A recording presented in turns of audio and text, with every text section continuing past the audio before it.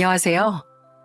저는 아들 하나, 딸 하나를 키우며 돼지 농장에서 일하고 있는 40대 여성입니다. 여러분들은 사람의 본성이 바뀌지 않는다고 생각하시나요?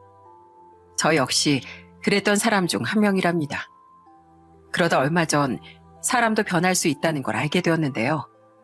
오늘 그 얘기를 해드리려고 이렇게 사연을 적어봅니다. 아이들을 낳고 나서 항상 고민하는 게 어떻게 아이들을 올바르게 잘 키울까인데요. 매번 느끼는 거지만 너무 오냐오냐 하는 것도 그렇고 또 너무 엄하게 키우는 것도 좋지 않은 것 같더라고요.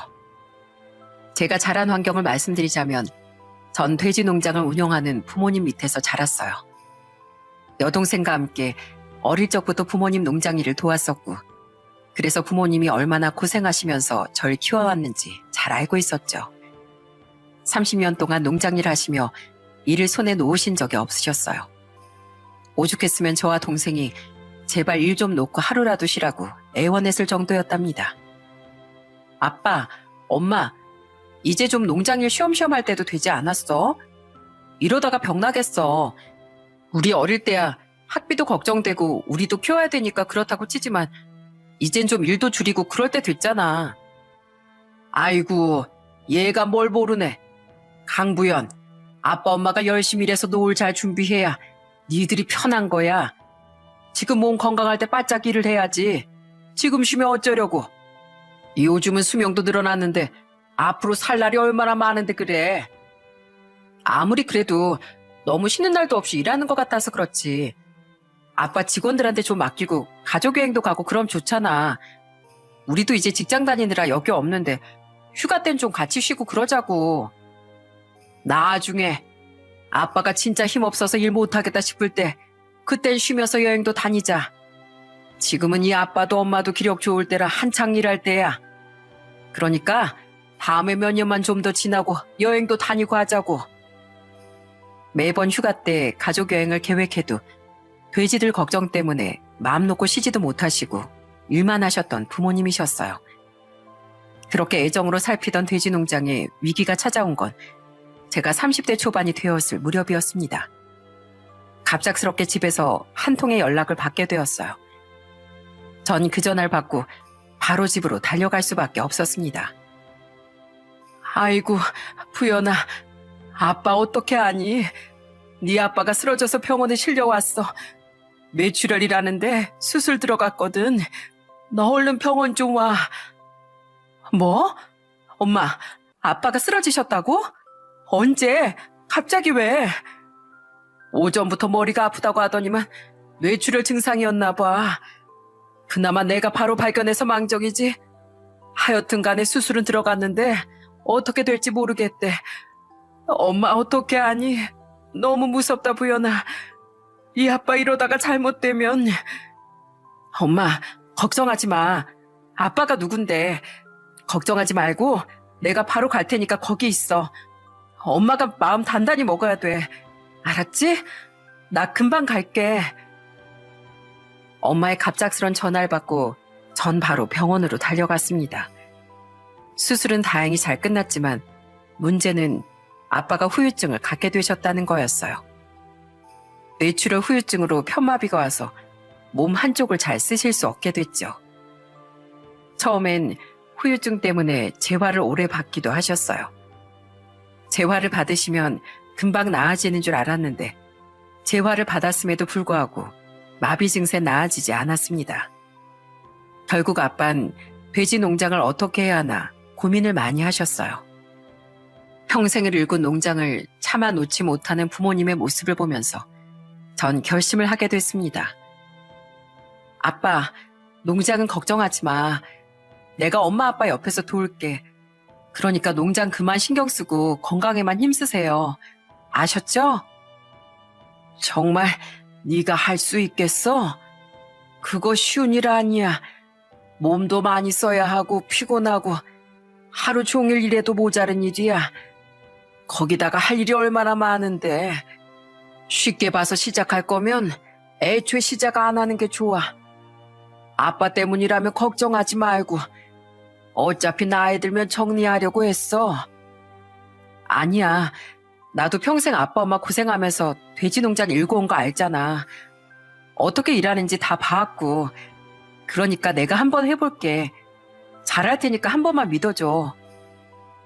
직장은 어떻게 하려고? 괜찮어. 아빠도 차근차근 정리하면 돼. 힘든 일이야. 너한테 하라고 할 수 없어. 괜찮다니까. 내가 해볼게. 엄마도 계시고 직원들도 있고. 내가 아빠 딸인데 못하겠어? 아빠 닮아서 나 진짜 잘할 거야. 아빤 제 얘기에 내심 기분이 좋으셨던 것 같아요. 아빠의 삶이나 다름없었던 돼지 농장이기에 포기하기엔 너무나 아깝다는 생각을 했습니다. 그래서 전 직장을 그만두고 고향으로 내려와 돼지 농장을 엄마 운영해 나갔습니다. 처음엔 저 역시 쉽지 않은 일이었어요. 생각보다 농장 일은 고되고 너무 힘들었습니다. 단순히 돼지에게 먹이를 주고 키우는 게 아니라 돼지 건강도 주기적으로 점검해야 하고 울타리와 같은 설비들도 계속해서 확인을 해야 했어요. 거기다가 냄새나 소음, 해충까지 하나도 놓치지 않고 관리를 해야 했기에 정말 하루 종일 쉴 틈 없이 일을 해야 했습니다. 고된 노동 끝에 겨우 잠에 들면 다시 새벽부터 일어나 농장에 나가서 일을 하곤 했어요. 그 고생을 했던 걸 수십 년 동안 부모님께서 해왔다고 생각하니 정말 대단하고 존경심이 들었습니다. 다시 본가에 들어온다는 건 사실 쉬운 결정은 아니었어요. 멀쩡히 잘 다니던 회사도 그만둬야 했고 다 정리하고 들어와야 했기 때문에 저도 많이 고민을 했었죠. 그렇지만 아빠의 몸도 성치 않은 상황이었고 무엇보다 아빠가 목숨보다 소중하게 지켰던 돼지 농장을 저도 끝까지 지키고 싶다는 마음 하나로 열심히 일을 했던 것 같아요. 제가 그렇게 열심히 일을 하니 아빠가 운영했을 때처럼 돼지추라도 다시 잘할 수 있었죠. 여동생은 항상 저에게 고마워했어요. 제가 단순히 돼지 농장만을 위해 내려왔던 건 아니었거든요. 아빠의 재활과 엄마의 마음을 위로하기 위해 본가로 들어왔다는 걸 누구보다 여동생이 더 잘 알고 있었습니다. 언니, 미안해. 내가 같이 가서 아빠 재활도 돕고 농장 일도 도와야 하는 건데 언니 혼자 짐 짊어지게 한 것 같아서 정말 미안해. 아휴, 아니야. 수연이 넌 몸 쓰는 일 잘 못하잖아. 이 언니가 어릴 때부터 몸 쓰는 건 아주 잘했지 뭐. 너 기억 안 나? 예전에 아빠 손 잠깐 다치셨을 때 돼지 먹이도 다 내가 나눠주고 그랬었잖아. 맞아. 그랬었지. 어쨌든 언니 그냥 농장 일하려고 간 거 아니잖아. 엄마도 힘들어하시고 아빠도 재활도 받아야 하니까 그래서 내려간 거잖아. 언니가 그렇게 선택해줘서 난 더 고마워. 아빠도 전보다 많이 밝아지신 것 같아. 아마 농장 안 팔고 지금까지 잘 운영하고 있으니까 그러신 거겠지? 그런 것 같아. 여기 농장 아빠 목숨이나 다름없잖아. 그러니까 우리가 잘 지켜야지. 넌 다른 거 말고 거기서 열심히 일해. 그래서 명절 때 엄마 아빠 용돈 두둑히 주면 되잖아. 그렇게 저희 가족들은 서로를 위해주면서 위기를 극복하려고 많이 애썼어요. 본가에 내려온 지 1년, 2년이 지나며 차차 집도 안정을 찾게 되었습니다. 그러던 어느 날 저에게 한 가지 큰 변화가 생겼어요. 바로 남자친구가 생겼던 겁니다. 엄마 아시는 지인분이 소개를 해주시겠다며 자리를 마련해 주셨는데 그때 만나게 된 사람이 바로 지금의 남편이에요. 남편은 정말 착한 사람이었어요. 중소기업에 다니고 있었는데 늘 쉬는 날이면 같이 농장 일을 도와주곤 했습니다. 그래서 저희 집에선 사위나 마찬가지로 생각하실 정도였어요. 아이고, 우리 예비 사위 힘들지 않어? 쉬엄쉬엄해. 직장 다니느라 힘들 텐데 주말엔 여기 와서 도와주고 내가 너무 미안해서 어쩌나. 저녁에 우리 돼지고기 같이 구워 먹자고. 그리고 넉넉하게 고기 싸줄 테니까 집에도 가지고 가고. 어머님, 감사합니다. 역시 어머님 덕분에 제가 이렇게 든든하게 잘 먹고 다니는 것 같아요. 저야 이렇게 와서 부연이랑 데이트하면 더 좋죠. 내가 우리 예비 사이 덕분에 매일매일 이렇게 웃어. 어쩜 이렇게 기분 좋게 하는지 몰라. 내년엔 결혼할 거지? 우리 딸 40 넘기 전에 꼭 데려가길 바래. 그래야죠, 어머님. 저야 늘 준비되어 있지만 부연이가 생각이 많은가 보더라고요. 제가 아무리 결혼하자고 졸래도 조금만 더 기다리라면서 애태우네요. 어머, 정말? 이 애는 결혼하자고 하면 후딱 해야지. 뭘 그렇게 재고 따지고 있어. 너 정재가 결혼하자고 할 때 얼른 해. 엄마가 다른 거 몰라도 결혼 준비 든든하게 해줄 거니까. 농장일도 바쁜데 무슨 결혼이야. 나도 좀 적응하고 농장도 잘 되면 그때 하면 되지 뭘. 결혼은 뭐 그냥 해.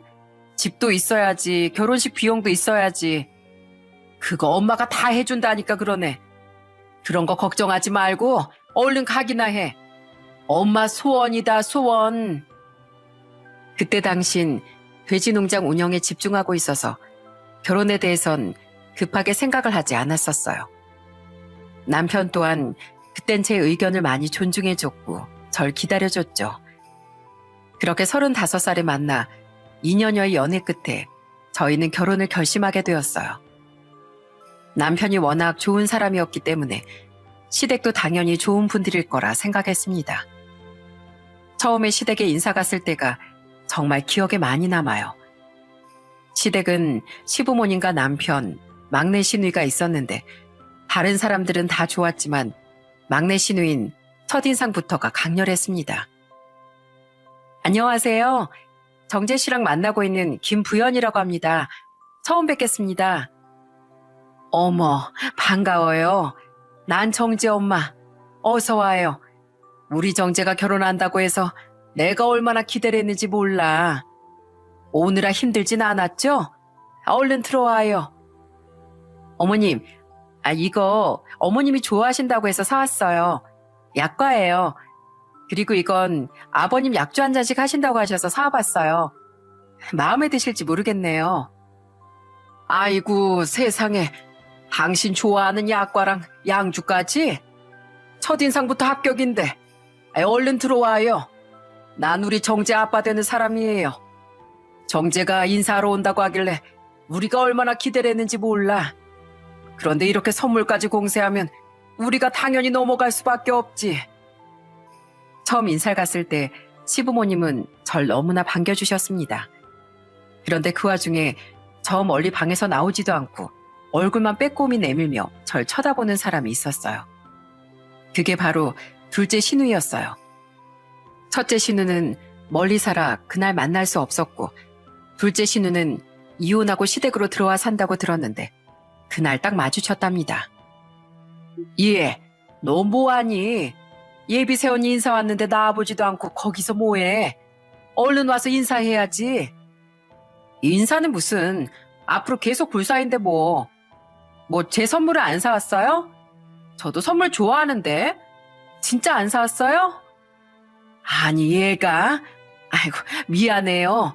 우리 애가 좀 저래. 쟨 그냥 신경 쓰지 말고 들어와요. 왜 나를 신경 안 써? 날 제일 신경 써야지. 자주 오래 볼 텐데 뭐 나한테 잘해야 되는 거 아니야? 둘째 신우의 말에 시댁 식구들은 다들 황당하다는 듯 쳐다봤습니다. 그 모습을 보면서 심상치 않다는 생각이 들기도 했어요. 처음엔 둘째 신우만 철없는 사람이라 생각했었죠. 그런데 결혼을 하고 나서 보니 둘째 신우만이 문제가 아니었습니다. 문제는 또 한 명 더 있었어요. 그건 바로 시모였죠. 결혼하고 얼마 안 돼 시모의 생신이 돌아왔어요. 저나 남편이나 바쁘니 저녁에 좋은 곳에서 외식을 하자 생각하고 연락을 드리게 됐는데 너무나 터무니없는 얘기를 하시더라고요. 며느라, 내 생일 때문에 전화했지? 안 그래도 진영이가 나한테 전화해서 말하던데 네가 생일상을 차리기로 했다며? 아유, 바쁜데 뭘 그렇게까지.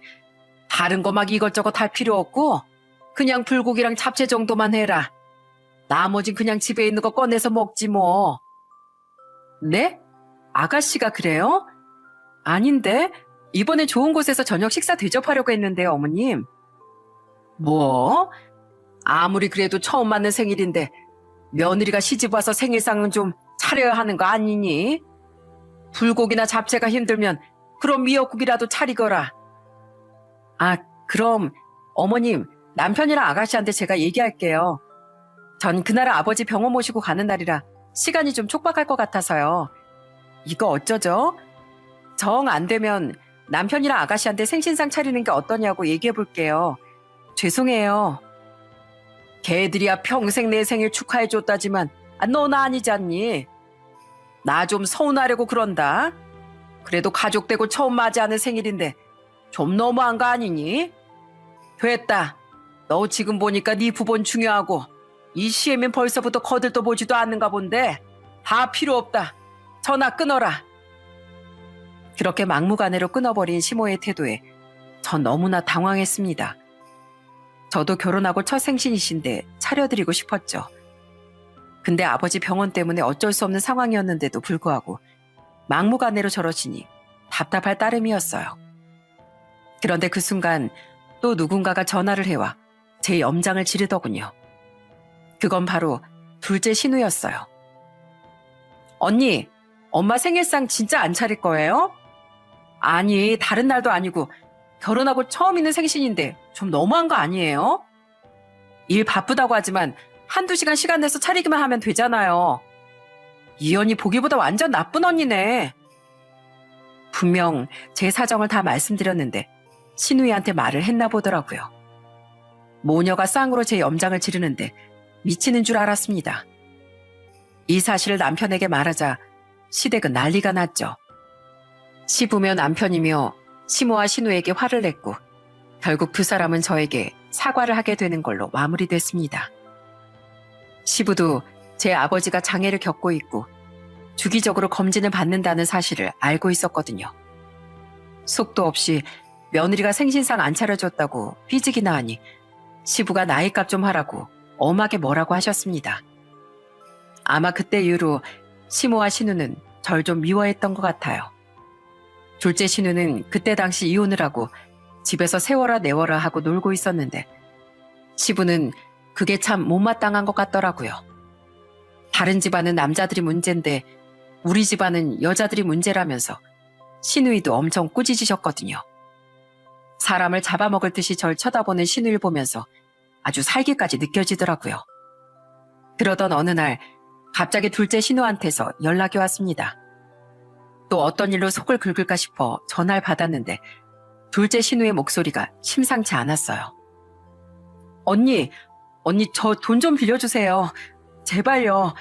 저 돈이 필요한데 제발 좀 빌려주세요. 아가씨, 뭐예요? 무슨 일 있어요? 갑자기 돈이라뇨. 그게 무슨 소리예요? 그게 양육비가 밀려서 제 통장이면 뭐며 다 압류하겠다고 소송이 들어왔어요. 저 신용불량자 되면 어떻게 해요? 언니, 저 한 번만 도와주시면 안 될까요? 양육비요? 대체 얼마나 밀렸길래 지금 소송이 들어와요? 얼만데요? 3,600만 원이요. 이거 당장 안 주면 다 압류하고 소송 건다고 해요. 우리 불쌍한 애들을 위해서라도 언니가 좀 빌려주시면 안 될까요? 저 진짜 앞으로 열심히 일해서 갚을게요. 제발 좀 빌려주세요. 둘째 신우가 울며 불며 말하는 걸 듣고 전 머리가 너무 아팠습니다. 사실 저도 뭐 딱히 돈이 많았던 상황은 아니고 농장에서 부모님께 월급제로 받고 있었던 상황이기도 했고 솔직히 그동안 둘째 신우이가 한 짓을 생각하면 선뜻 빌려주기도 그렇더라고요. 그런데 상황이 상황이었고 저렇게 애타게 부탁을 하는데 거절할 수가 없었어요. 신우이만 생각한다면 빌려주기 싫었지만 신우이한텐 자식이 2명이 있었는데 그 조카들을 생각하니 마음이 찡해지더라고요. 듣자 하니 전 신우이 남편 또한 힘들게 살고 있다고 하니 조카들이 혹여라도 밥은 굶지 않을까, 돈 때문에 고초를 당하진 않을까 하는 생각이 들어 고민이 깊어졌습니다. 조카들을 한 번도 보지 못했지만 이상하게 신우이가 보여준 조카 사진들을 보니 더더욱 신경이 쓰이더라고요. 그래서 결국 남편과 상의를 한 끝에 매달 150만 원씩 갚는다는 조건으로 그렇게 빌려주게 됐어요. 처음엔 정말로 바로 직장을 구해서 다니기 시작하더군요. 하지만 사람은 역시나는 역시나였습니다. 둘째 신우는 점점 시간이 지나면서 태도가 바뀌었어요. 직장을 나간 지 20일도 안 돼 더러워서 못하겠다며 일을 때려쳐 버리더군요. 그 이후로도 사람들이 이상하네, 회사가 작네, 환경이 안 좋네, 온갖 핑계를 대며 직장을 그만두고 다니길 반복했습니다. 전 참다 돈을 빌려준 지 8개월이 되었을 무렵 말을 꺼내게 됐습니다.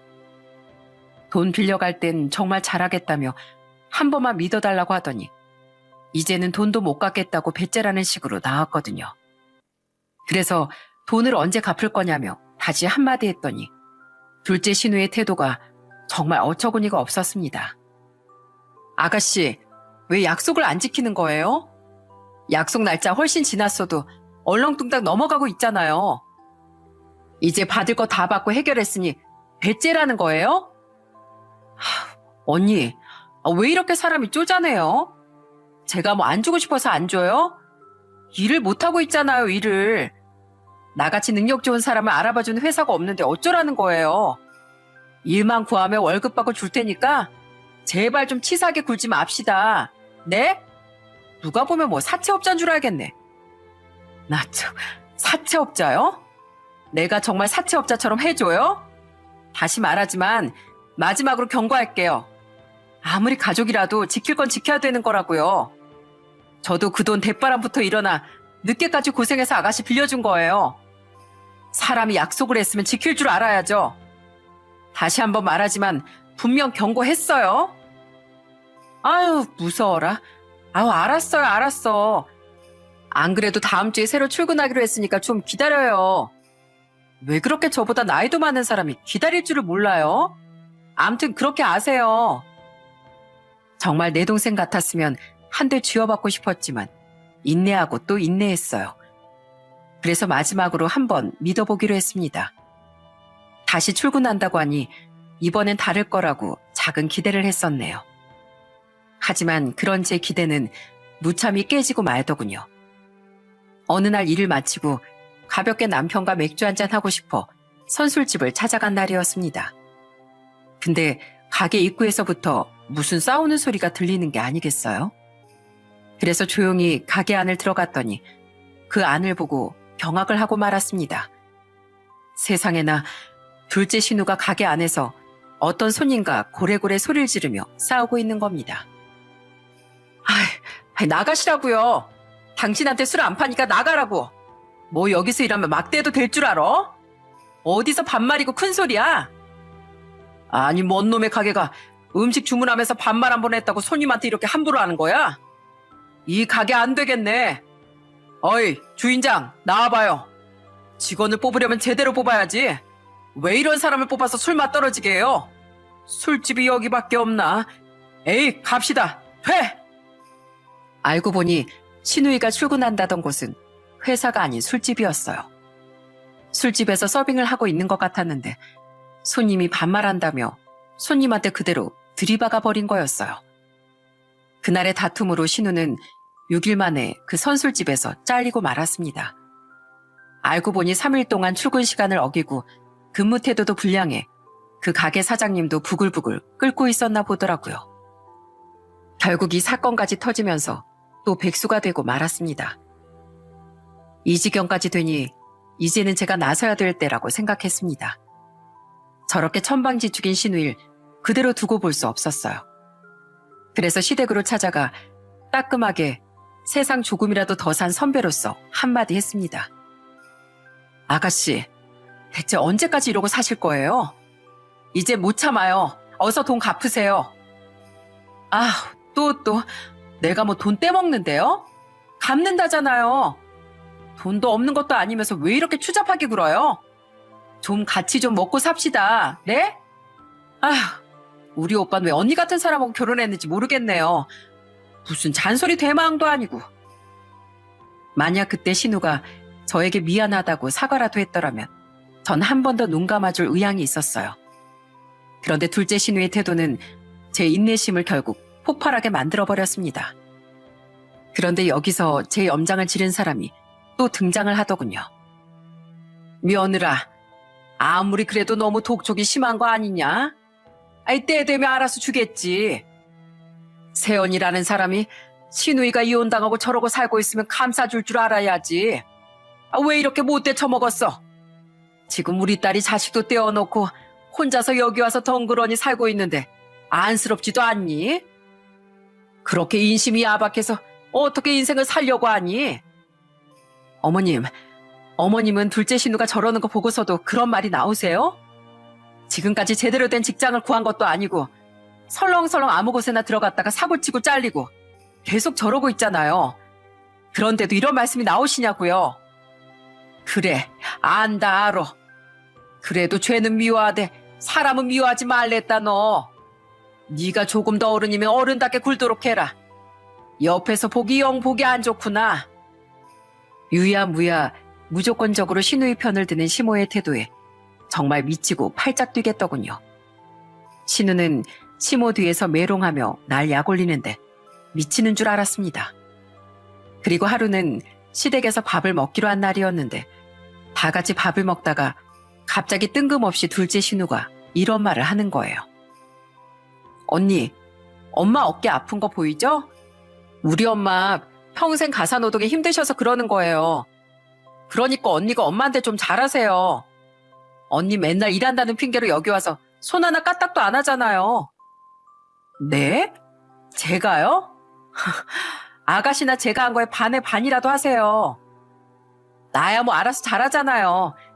솔직히 돼지 농장 일하면 연봉도 장난 아닐 텐데 우리 집에 뭐 하나 해준 것도 없고. 이렇게 된 거 엄마 안마기라도 하나 사주세요. 아님 이번 휴가 때 해외여행이라도 보내주던가. 저랑 엄마랑 둘이 크루즈 여행 좀 보내주세요. 며느리가 돼서 이 정도는 할 수 있잖아요. 안 그래요? 원래 그런 건 자식이 보내줘야 부모님이 좋아하시고 기뻐하시는 거예요. 아가씨가 열심히 일해서 보내드리면 되겠네요. 제 말에 입만 삐죽거리며 아무 말도 안 하는 둘째 신을 보면서 기가 막히더라고요. 제 말이 끝나자마자 남편과 시부도 신우에게 뭐라고 화를 내니까 본인 방으로 쏙 들어가 버리더군요. 정말 철이 없어도 너무 없었습니다. 결국 얼마 후 제 인내심이 폭발해버리는 일이 벌어졌어요. 어느 날 시댁에 소고기 좀 드리려고 찾아뵀는데 시댁 현관문 틈 사이로 신우의 목소리가 흘러나오더군요. 엄마도 좀 언니한테 뭐라고 좀 해. 저번에도 봐봐. 내가 언니한테 뭐라고 하니까 바로 나한테 따박따박 말대꾸하는 거. 아무리 내가 어리다지만 엄연히 신우인데 조아리고 받들어야 하는 거 아니야? 요즘 하는 행동이 너무 마음에 안 들어. 분기 좀 바짝 잡아놔야겠어. 그러니까 엄마가 좀 도와줘. 엄마 말이면 그래도 듣는 신용은 하잖아. 아서라, 내가 네 편은 들어줬다만 네 새언니 말이 다 맞아. 그러니까 이기지도 못할 싸움 할 생각들 말어. 알았어? 엄마, 걱정 마. 나도 왕년에 껌 좀 씹었던 사람이야. 나 학교 다닐 때 싸움 잘한 거 알잖아. 지금부터 아주 뽐때를 보여줘야겠어. 시모가 말려도 제게 선을 넘는 신우를 보며 전 결국 폭발하고 말았어요. 저런 사람한테 자비를 베풀 필요는 없다고 생각을 했죠. 그래, 들어오라고. 언제든지 받아줄 테니까. 이게 오냐오냐 해줬더니만 아주 기어오르는구만. 너 일로 와. 전 바로 현관문을 열어 신우의 팔목을 잡아 꺾어버렸습니다. 갑자기 들이닥친 절 보고 신우이와 시모는 깜짝 놀라 경악을 하더라고요. 이거 나요. 엄마, 나 좀 살려줘. 아프단 말이에요. 왜? 왕년에 껌 좀 씹으셨다면서 고작 이거밖에 안 돼? 한번 군기 잡아보라고. 전 키가 168이고 몸무게도 60kg가 넘었지만 둘째 신우는 155cm의 키에 몸무게가 50도 안 됐기 때문에 제 힘을 이겨낼 수 없었습니다. 전 뒤늦게 후회하며 울부짖는 신우에게 큰 소리로 말했어요. 뭐? 기를 죽여나? 내가 살다 남한테 그런 소리를 다 듣네. 야, 내가 왕년에 학교에서 군기 반장이었거든? 어른 돼서 좀 착하게 살려고 했더니 넌 구제불능이라 더 이상 안 되겠다. 언니, 제발요. 제가 잘못했어요. 이것 좀 놔주세요. 진짜 아프단 말이에요. 너 같은 건 크게 혼나봐야 돼. 그래야 정신 차리지. 평생 이러다가 정신 못 차릴 것 같아서 내가 정신교육 단단히 시켜줄게. 잔말 말고 따라와. 전 둘째 신우이를 제 차에 태우고선 어디론가 향했습니다. 시몬은 자포자기한 듯 그 모습을 보고 더 이상 말리지도 않았죠. 바로 제가 향한 곳은 제가 일하는 돼지 농장이었어요. 자, 오늘부터 넌 이 돼지 공장에 취업을 했다. 여기서 식사는 제공할 거고 월급도 지급될 거야. 단, 받는 월급에서 네가 약속한 150만 원은 차감하고 줄 거야. 알았어? 우리 농장에 취업한 걸 축하하고 바로 옷부터 갈아입는다. 실시! 그러자 신우인 기겁을 하며 어디론가 전화를 하더군요. 바로 남편이었어요. 오빠, 언니 미쳤나 봐. 언니가 나 여기 돼지 농장으로 끌고 와서 일 시키려고 그런다니까? 이런 데는 천민들이랑 일하는 곳 아니야? 제발 오빠가 좀 알려줘. 나 지금 무서워 죽겠단 말이야. 울며 불며 차에서 소리를 치며 전화를 하는 둘째 신우를 보고 전 헛웃음이 나오더라고요. 고작 도움을 요청했다는 게 제 남편이라니. 전 그동안 참았던 말을 전화를 받아 남편에게 쏟아냈습니다. 당신, 내가 얼마나 참았는지 당신도 알지? 여기서 당신까지 아가씨 편들면 내가 어떻게 할 건지 아마 예상이 갈 거야. 그치? 나 말리지 마. 아이, 여보, 난 당신 편이지. 걔 정신 똑바로 차리게 당신이 아주 홍군형을 내줘. 아주 오빠도 기어오르려고 했던 애야, 걔가. 아, 내가 걔를 한번 잡았어야 하는 걸. 미안해. 내가 못해서 당신이 나설 수밖에 없었네. 여보, 화이팅! 오빠, 지금 뭐 하는 거야? 세연이가 지금 나 잡으려고 한다니까? 오빠! 전 남편의 응원을 받고 씩 웃으며 탈의실로 데려갔습니다. 이거 빨리 입어요. 남편 목소리 들었죠? 남편도 허락했으니까 오늘부터 아가씨는 여기서 일할 거예요. 아이, 빨리빨리 움직이라고요. 네? 언니, 저 이런 일 못해요. 해본 적도 없고 제가 얼마나 연약한데 이런 일을 시키려고 하는 거예요. 연약? 연약하면 눈치라도 있던가. 그런 거 상관없으니까 당장 입어요. 내 돈 다 갚을 때까지 절대로 그만 못 두니까 굳게 입던지. 아니면 입혀줘요? 아니에요. 제가 입을게요. 이미 한 차례 제 힘을 겪어봤던 둘째 신우는 결국 자포자기하듯 일을 시작하게 됐습니다. 신우는 그 뒤로 매일같이 새벽마다 나와 일을 해야만 했습니다. 왜냐면 새벽마다 닭이 울기도 전에 제가 데리고 갔거든요. 자, 일어나세요. 지금 시간이 몇 시인데 잠을 자고 있는 거예요? 좋은 말 할 때 빨리 안 일어나요? 아니, 지금 몇 시인데요. 저 어제 너무 빡세게 일해서 온몸이 다 쑤신다고요. 1시간만 더 자면 안 돼요? 안 돼요. 이럴 줄 알고 파스 사왔으니까 이거 붙이면 돼요. 자, 어서 옷 입어요. 진짜 징하네요, 징해. 아주 사람 피를 말리네요. 그래요, 갑니다, 가. 그렇게 우리의 돼지 농장에서의 동거는 시작됐습니다. 그리고 그런 절 든든하게 응원해주는 사람이 또 한 명 생겼어요. 그건 바로 시부였습니다. 저에게 시부는 고맙다고 하시며 제대로 사람 좀 만들어달라고 부탁까지 하시더라고요. 아이고, 며느라. 앞으로 너 오지 말고 얘 보고 알아서 찾아오라고 해라. 이런 것도 버릇들면 안 좋은 거야. 아빠는 왜 딸 편도 안 들어주고 세연이 편만 들어. 언니가 나한테 얼마나 못되게 구는지 잘 알지도 못하면서. 야, 이 녀석아. 네가 처음부터 똑바로 정신 차리고 살았으면 네 새언니가 저렇게까지 했겠어? 넌 정신교육 좀 한번 제대로 받아야 돼. 며느라, 잘하고 있다. 우리가 해야 될 걸 너한테 맡겨서 미안하구나. 그럼 우리 며느리 잘 부탁한다. 화이팅! 그렇게 시부의 응원을 얻고 전 더 신나게 둘째 신우의 정신교육에 들어갔습니다. 둘째 신우이는 말 그대로 할 줄 아는 게 아무것도 없었어요.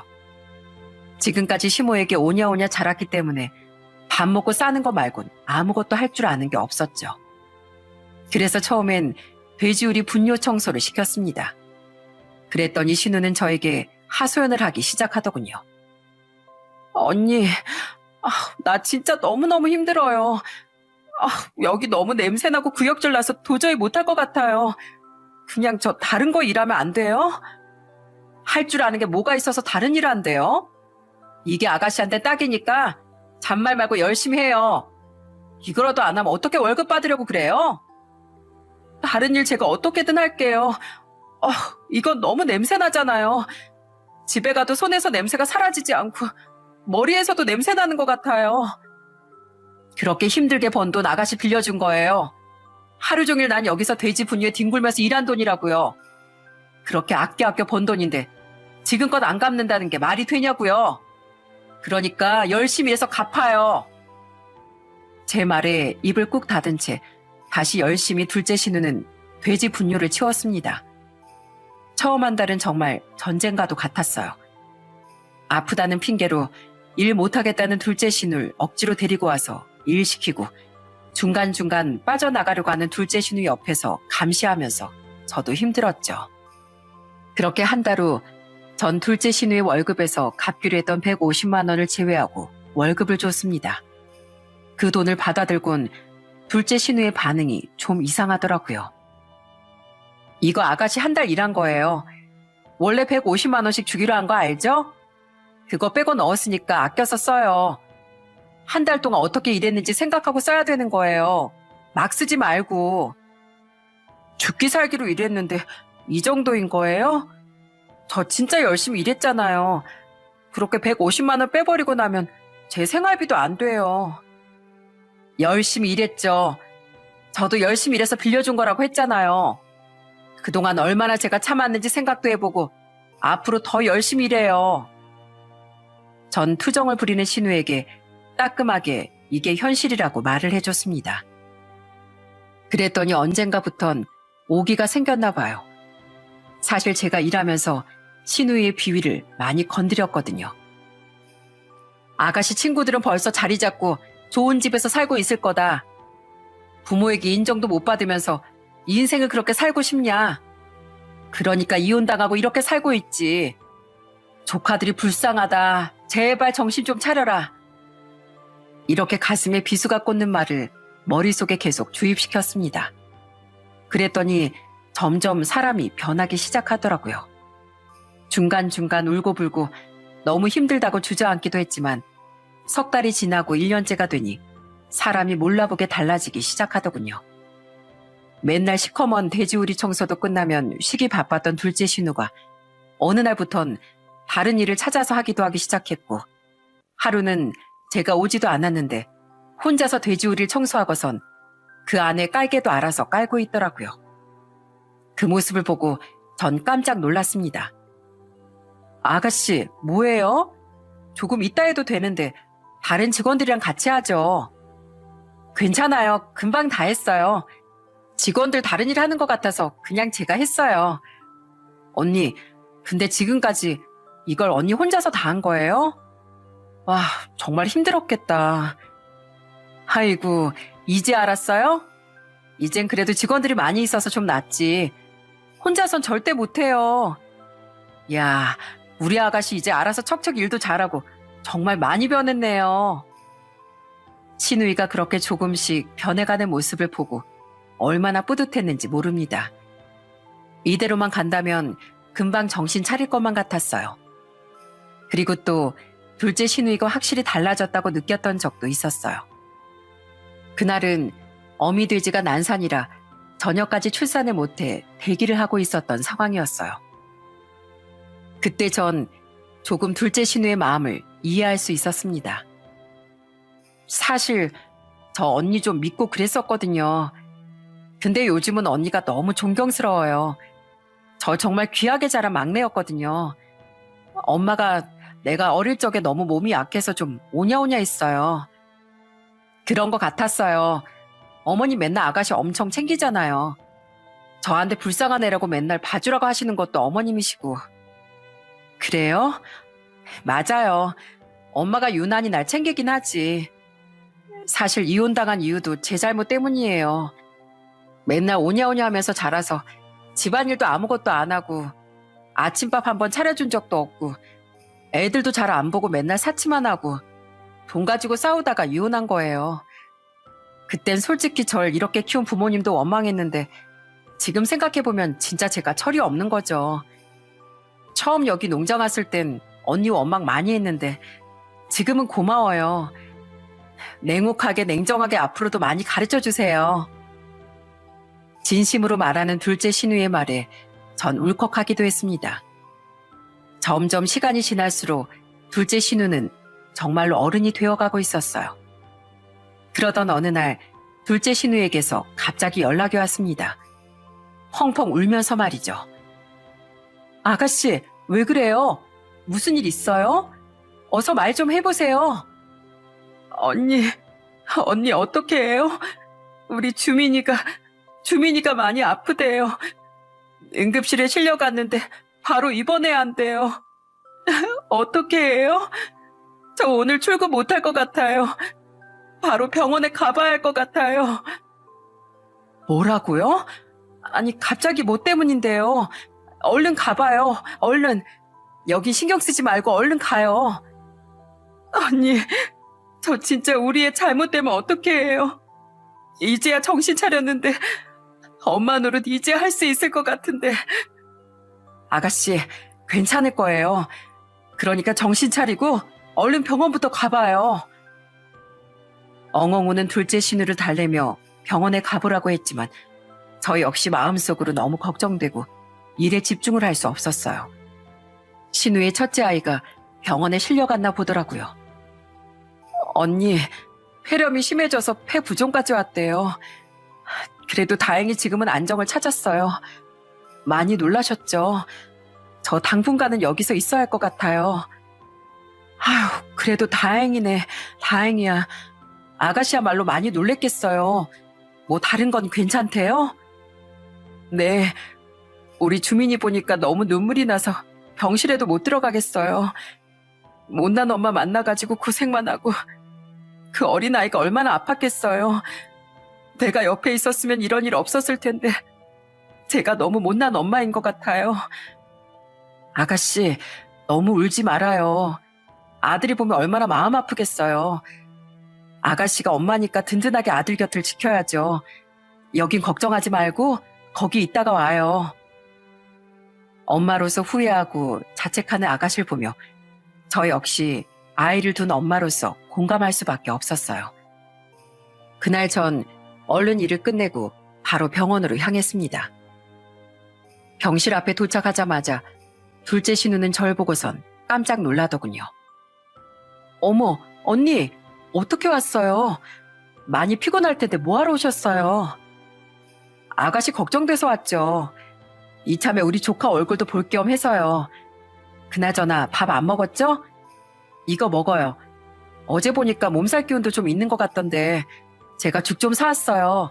저기 가서 어서 먹어요. 신우는 제가 가지고 간 죽가방을 들고선 눈물을 뚝뚝 흘리더군요. 그리고선 침대에 누워있는 조카에게 전 인사를 했습니다. 네가 주민이구나. 반가워. 아이고, 이렇게 예쁘게 생겼는지 몰랐네. 아줌마 누구세요? 아, 난 주민이 외숙모야, 외숙모. 외숙모요? 그게 누구예요? 가족이야, 가족. 우리 주민이 아프다고 해서 왔지. 몸은 좀 괜찮니? 네, 괜찮아요. 여기 와주셔서 감사합니다. 아이고, 착하네. 엄마 닮아서 착한가 보다. 귀엽고 똘망똘망한 조카를 보니 둘째 신우이가 그동안 얼마나 보고 싶었을까 생각이 들었어요. 그렇게 죽을 나눠 먹고 조카가 잠시 잠들었을 때 전 둘째 신우를 데리고 병실 밖으로 나왔습니다. 둘째 신우는 저에게 감사 인사를 전했어요. 저는 웃으며 이게 가족의 모습이라며 그런 말 하지 말라고 했습니다. 아가씨, 아들 참 잘 자랐네요. 너무 이쁘고요. 근데 전 남편은 어디 갔어요? 아, 둘째 때문에 저 온다고 하니까 집에 갔어요. 그래도 지금은 많이 나아진 것 같아요. 아까 주민이가 저한테 너무 보고 싶었다고 하는데 눈물이 멈춰지질 않더라고요. 솔직히 전 남편 꼴 보기도 싫어서 애도 잘 안 봤었거든요. 부끄러운 엄마이기도 해서 1년에 많아봐야 2~3번밖에 안 봤는데 제가 너무 아이한테 무관심했었나 봐요. 앞으로 잘하면 돼요. 제가 옆에서 많이 도울게요. 우리 아가씨는 할 수 있어요. 아셨죠? 그러니까 우리 힘내봐요. 저 진짜 열심히 살 거예요. 진짜 앞으로 우리 애들만 생각하면서 정말 열심히 살 거예요. 자, 그럼 그런 의미로 이거 받아요. 많이는 못 넣었어요. 병원비에 보태요. 아, 언니, 이런 거 안 줘도 되는데. 아, 그래요? 그럼 가져가고. 아, 아니요, 주세요. 줬다 뺏는 게 어딨어요. 그렇게 소중히 봉투를 받아든 둘째 신우를 보면서 저도 참 웃음이 나더라고요. 다행히도 조카는 그 후 무사히 퇴원을 했습니다. 그 뒤로 둘째 신우는 진짜 다른 사람이 되었어요. 매달 꼬박꼬박 일을 하면서 저에게 갚아야 할 돈도 거의 다 갚았고 나머지는 월급으로 저축도 하고 애들 보험도 넣어주고 있다고 하더군요. 거기다가 신우는 자식들과 못해도 한 달에 한 번은 만나고 있습니다. 요즘은 애들 교육에도 신경 쓰면서 제법 좋은 엄마가 되고 있답니다. 면접 교섭을 하고 온 날이면 영 허전한지 저희 집에 들를 때가 있거든요. 그럴 때 둘째 신우가 정말 다른 사람이 되었다는 걸 새삼 느끼곤 해요.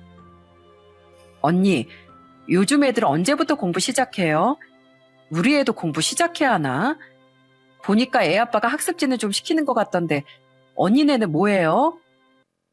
아이고, 한 달에 한 번 보는데 공부까지 시키려고요? 우리 아가씨 앞으로 바빠지겠네, 바빠지겠어. 그쵸? 지금은 우리 애들 이렇게 한 달에 한 번 보는 거에 만족해야 되겠죠. 다음 주엔 같이 놀이동산 가보려고요. 애 아빠가 방학 땐 집에 데리고 가도 된대요. 정말? 우와, 진짜 잘 됐다. 아가씨 아이들 데리고 며칠 지내고 싶다고 했잖아요. 진짜 잘 됐네요. 그러게요. 이제야 좀 정상으로 돌아오는 것 같아요. 저 정신 차리게 도와준 은인이 언니잖아요. 이번에 월급 받으면 뭐라도 하나 사줄까요? 오, 진짜요?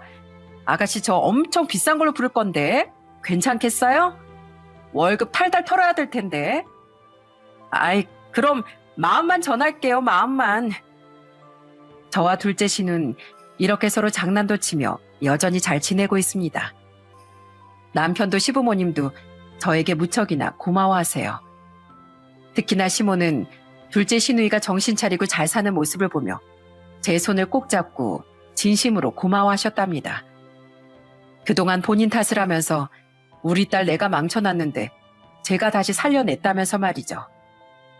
그래서 시댁만 가면 맛있는 반찬과 음식들은 항상 제 앞에 주시고 먹여주기까지 하신답니다. 우리 며느리, 이거 내가 직접 삶은 쑥인데 어서 먹어봐라. 내가 우리 며느리를 위해 준비했지. 엄마, 너무하는 거 아니야? 새언니만 입이야? 우리도 입 있는데. 아이고 이거사, 아직도 정신 못 차렸네. 찬물도 위아래가 있는 거야.